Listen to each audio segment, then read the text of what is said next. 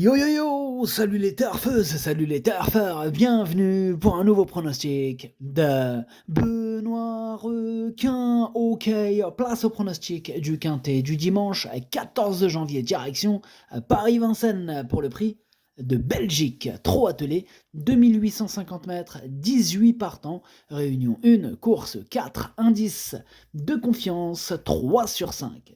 Alors cette vidéo, je la tourne avant l'arrivée du quintet de ce samedi, je reviendrai dessus demain. Ok, c'est parti, on commence le pronostic et on commence avec le numéro 1, Sayonara, et on écoute l'entraîneur Frédéric Wellin.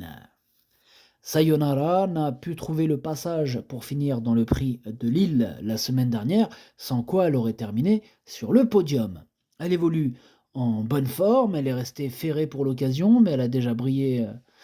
Elle restera ferrée pour l'occasion, mais elle a déjà brillé dans cette configuration. Bien sûr, on affronte les meilleurs, et la partie ne sera pas facile, mais elle va faire de son mieux. Elle est vraiment bien, sait-on jamais. Ouais, sait-on jamais. Mais bon, il faudrait quand même pas mal de défaillances de chevaux en vue. Voilà, il y a un parcours en or pour espérer terminer à l'arrivée avec ce numéro 1. Moi, j'y crois pas trop. Voilà, je l'ai pas retenu ce numéro 1. On passe au numéro 2. C'est Idéal Lignerie. On écoute François Lagadec. Dans le ténor, Idéal Lignerie n'a pas apprécié un ralentissement dans le premier tournant et s'est perdu dans ses allures. Il faut effacer cette tentative. Toutes ses sorties précédentes étaient bonnes. Il avait fini par 2 fois pas loin d'Idao Thiard qui ne sera pas sur notre route dimanche. Je trouve ce prix de Belgique très ouvert et je ne serais pas surpris de le voir accrocher la 3e place. Ce numéro 2, il me plaît bien. Lui, je l'ai gardé assez haut. Je l'ai mis 4e. On enchaîne avec le numéro 3, Gannet de Banville, et on écoute Jean-Michel Bazir. Gannet de Banville n'avait pas démérité lors de ses 2 tentatives dans des baies, échouant à chaque fois non loin des chevaux classés. Il se présente à 3 semaines d'intervalle, ce qui n'est pas l'idéal. Avec ses jambes fragiles, je ne peux pas le travailler comme j'aimerais. Cela dit, il est en forme. Il faut plutôt l'envisager pour la 5e, voire la 4e place, même si le second accessite me ravirait. Eh bien, ce numéro 3, lui, je l'ai gardé, je l'ai mis à la 5e place. Voilà, je ne le vois pas plus haut. On passe au numéro 4, Great Skiles, et on écoute Daniel Wagersten. Great Skiles a très bien tenu sa partie dans le prix Ténor de Beaune, étant devancé par d'excellents trotteurs de sa génération. Depuis, elle est restée en bonne forme à Grosbois. J'effectue le déplacement pour la dérivée. Elle va se plaire sur les 2850 mètres. On ira ensuite sur le prix du Luxembourg, sauf si elle termine sur le podium. Ici, ce sera dur. Par contre, elle peut être 4/5e. Ouais, moi, il me plaît bien ce numéro 4. Je l'ai gardé et je l'ai mis 6e. On enchaîne avec le numéro 5, Inamarosa, et on écoute Léo Abrivard. Inamarosa a encore très bien couru dans le prix Ténor de Beaune. C'est vrai qu'elle cherche sa course depuis très longtemps, mais elle est née la même année qu'Ideo Thiard, qui nous devance régulièrement. Dimanche, l'épreuve reste très ouverte. Elle va se présenter au mieux et j'espère qu'il y aura du train. Comme d'habitude, je vais la driver à l'économie en espérant évidemment terminer dans les 3. Bien, ce numéro 5, il me plaît beaucoup. Il fait partie de mes préférés, j'y crois, je l'ai mis très haut, je l'ai mis 2e. On passe au numéro 6, Beats, et on écoute Andrés Boldura. Alessandro Gociadoro était très satisfait de sa course dans le prix de Bourgogne. Beats a bien fini après avoir patienté à la corde. Cette sortie lui a été profitable et il a bien travaillé ce jeudi matin à Grosbois. J'ai l'impression que l'opposition est moins relevée cette fois. Je le crois capable d'accrocher une place. Eh bien, ce numéro 6, je ne l'ai pas retenu. Par contre, il est à l'arrière de ma petite liste des possibles troubles. Faites méfiance. On enchaîne avec le numéro 7, Hokkaido Giel, et on écoute Jean-Luc Dersoir. Hokkaido Giel a déçu lors de ses 2 dernières tentatives. Il avait les ressources, mais se bloquait dans une main. Nous avons effectué quelques réglages et il me paraît bien à l'entraînement. Certes, les chevaux sont souvent plaisants sur la plage, mais il a aussi travaillé sur une piste plus ferme. Après 2 échecs, je suis évidemment dans le doute, mais j'en attends une réhabilitation.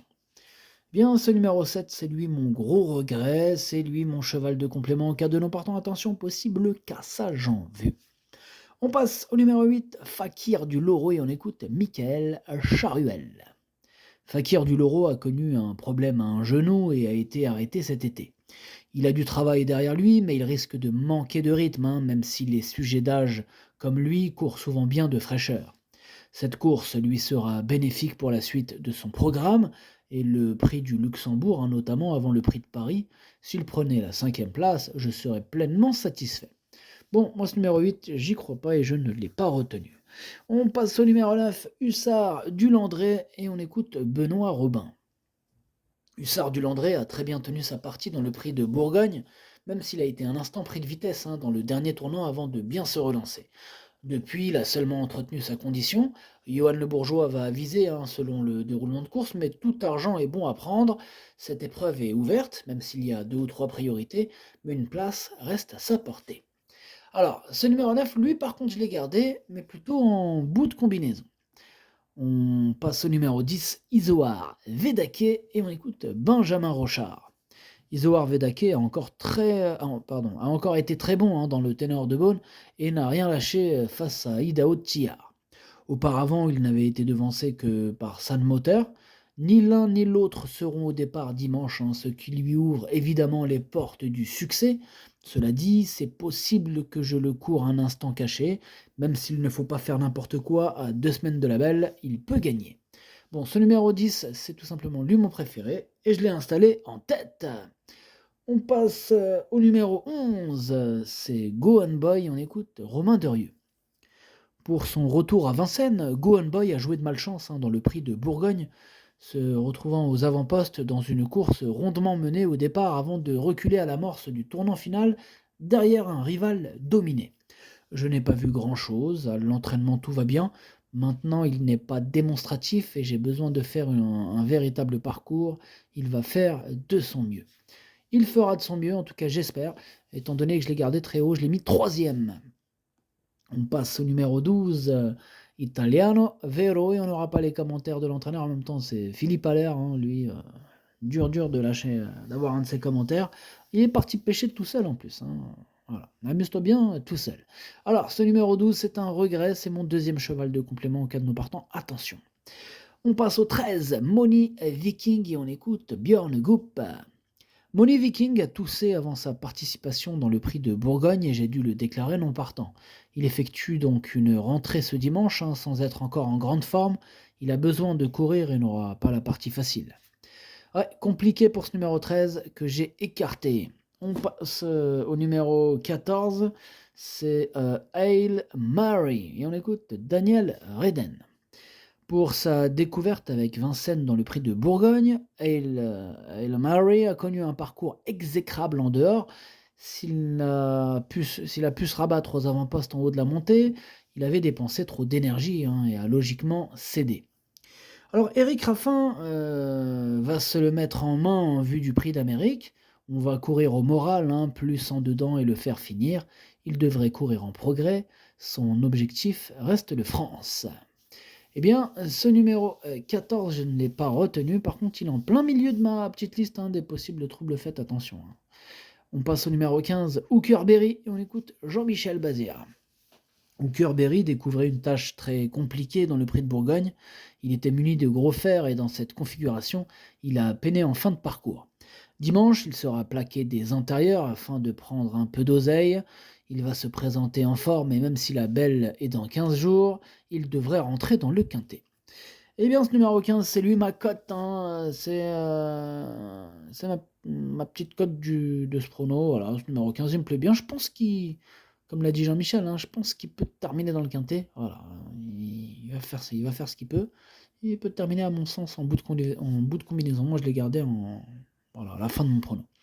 On passe au numéro 16, Cockstyle, et on écoute Gennaro Casillo.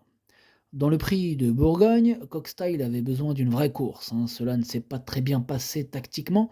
On recourt donc le prix de Belgique pour déterminer s'il peut être compétitif dans le prix d'Amérique. Il a eu des combats et s'il n'a pas de chance, il ne sera pas au départ pour prendre la place d'un autre. Cette course va décider de son avenir très proche. Ah OK, bah, alors ça va se jouer, pour Coxside avec cette course. En tout cas, moi, en attendant, je ne l'ai pas retenu. On passe au numéro 17, c'est, Délia Dupomereux et on écoute Sylvain Roger. Délia Dupomereux. Pour son retour à Vincennes, cela s'est mal goupillé. Délia Dupomereux a reculé dans le wagon de d'Aimare avant d'assez bien terminer ensuite. Elle n'a pas eu une course dure, elle va évoluer sur la montante et retrouve progressivement de bonnes sensations. Ici, elle reste plaquée. Je préserve ses pieds pour l'Amérique. Si elle venait à être cinquième, ce serait très bien. Il ne faut pas espérer mieux. Ok, c'est noté. Sylvain Roger, moi ce numéro 17, du coup, je ne l'ai pas retenu. Et on termine avec le 18, Onek, hein, entraîné par Philippe Allaire, qui est parti pêcher. Bah, du coup, amuse-toi bien, Philippe. Moi, ce numéro 18, du coup, je ne l'ai pas retenu, mais c'est lui le chef et le capitaine de ma petite liste des possibles casseurs de tickets repérés. Attention. Le pronostic, ça donne 10, 5, 11, 2, 3, 4, 9 et 15. Merci d'avoir suivi cette vidéo. N'hésitez pas à mettre un pouce bleu si la vidéo vous a plu. Pour accéder à tous mes tickets pour la course du Quintet, rendez-vous directement en description de la vidéo. À jouer avec modération. Bonne chance. Chopez-le moi. Ciao.